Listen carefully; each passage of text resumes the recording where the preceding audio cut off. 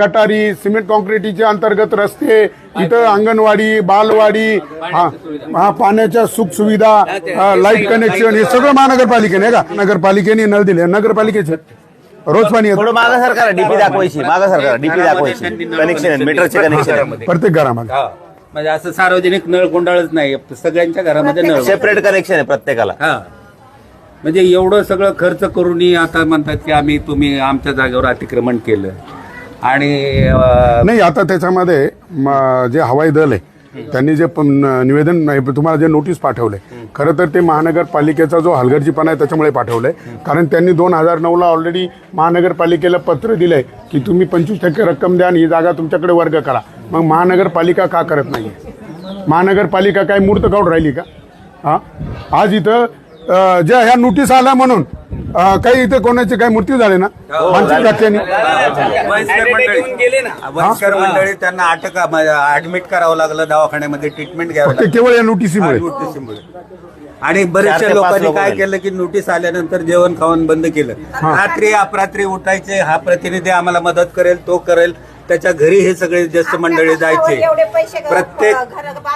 प्रत्येक प्रतिनिधीच्या घरी जाऊन त्यांना 4-4 वाजता आता उठवलं. हे जे तुम्ही 2 मजली घर बांधले हे तुम्ही स्वतःच्या पैशाने बांधले? स्वतःच्या पैसे. शासनाने काही घर बांधायला मदत केली नाही?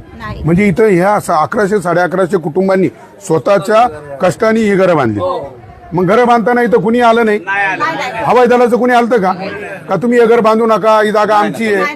कुणीच नाही. महानगरपालिका कुणीच नाही. उलट घरं बांधताना तुम्हाला परवानग्या दिल्या आणि आता तुम्ही भव्य दिव्य घरं बांधून इथं राहत आहे. दुसरी एक महत्वाची गोष्ट, महानगरपालिकेने सांगितलं की बाबा ही जागा तुमची आहे, तुम्हाला प्रत्येकांना फोटो पास देण्यात येईल. फोटो पास साठी या वस्तीमध्ये राहणाऱ्या प्रत्येक नागरिकांनी महानगरपालिकेच्या क्षेत्रीय वार्डमध्ये अर्ज भरलेले आहेत. सगळ्याकडे त्याच्या पोच आहेत. कुठली निवडणूक आली का महानगरपालिकेची? म्हणजे हे महानगरपालिकेच्या निवडणुकीचा तर हा खेळ नाही आहे ना. ही नोटीस, या नोटिसी मागे महानगरपालिकेची निवडणूक तर नाही ना?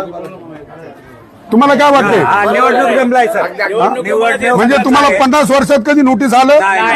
कधीच नाही आलं. हे पहिल्यांदा नोटीस आलंय. आणि जे हवाई दल महानगरपालिकेला 2019ला पत्र लिहितंय काही जागा तुमच्याकडे वर्ग करून घ्या, ते हवाई दल यांना नोटीस पाठवते का? या अतिक्रमण आहे. अरे मग 50 वर्ष तुम्ही काय झोपले होते का? एक मतदान.